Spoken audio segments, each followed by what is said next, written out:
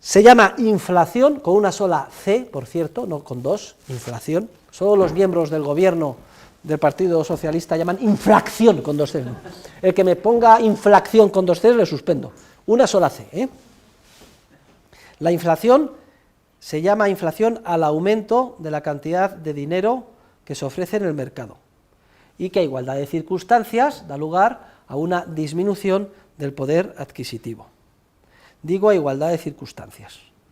Y la deflación es lo contrario, se llama deflación a una disminución de la cantidad de dinero que se ofrece en el mercado, y que a igualdad de circunstancias da lugar a un aumento del poder adquisitivo, es decir, a una bajada de los precios.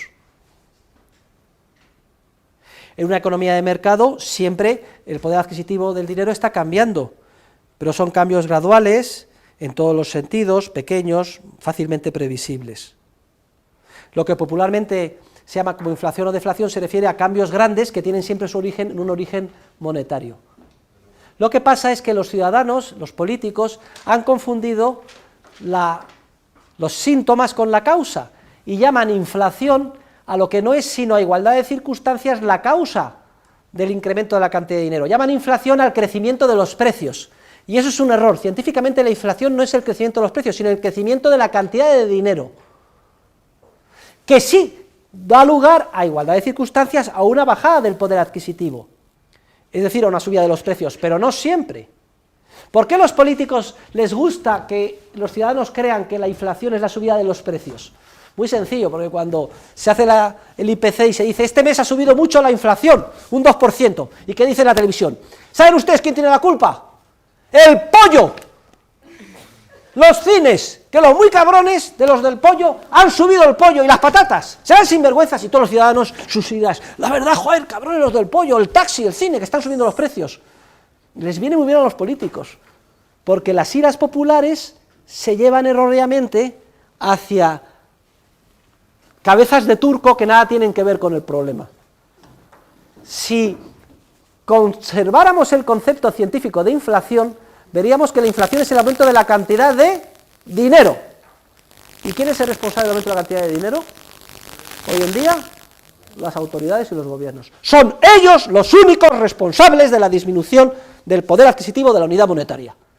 Lo que pasa es que ocultan esa responsabilidad a la ciudadanía, prostituyendo, corrompiendo el concepto de inflación, redefiniéndolo como un aumento de los precios y echando la culpa a unos supuestos agentes que nada tienen que ver con el proceso, los que hacen el pollo, los que producen pollo, los que producen patatas, etc. Digo que a igualdad de circunstancias un aumento de la cantidad de dinero hace subir los precios, pero a igualdad de circunstancias, porque un aumento de la cantidad de dinero no tiene por qué plasmarse en una subida de precios. Imagínense que simultáneamente a un aumento de la cantidad de dinero aumente también mucho la productividad real en bienes y servicios. Se compensa un efecto con el otro y los precios no suben. Y eso es lo que ha pasado precisamente en el ciclo que acaba de terminar, los últimos 15 años. Ha habido una inflación tremenda en términos de crecimiento de la oferta monetaria, crecía cada año entre el 7 y el 10%, y sin embargo los precios no subían. ¿Por qué? Porque como consecuencia de innovaciones empresariales, internet, etcétera, la productividad real ha crecido también un 7 y un 10 y los precios se han mantenido más o menos estables.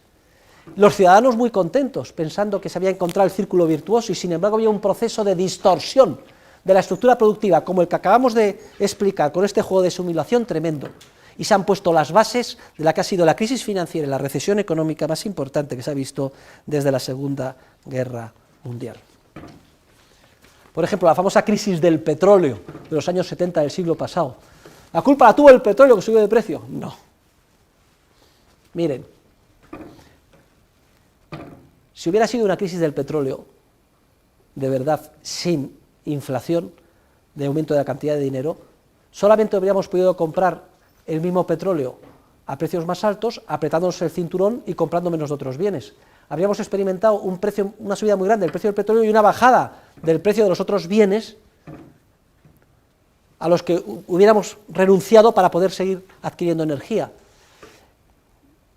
Lo que observamos fue una crecida tremenda del precio de todos los bienes, más que proporcional, mucho más en el del petróleo.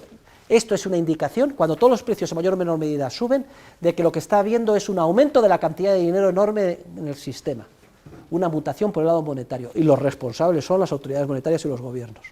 Ahora echan la culpa a los bancos centrales de la crisis, a los especuladores, a los banqueros, a los empresarios, cuando los responsables son ellos, única y exclusivamente, gobiernos y bancos centrales.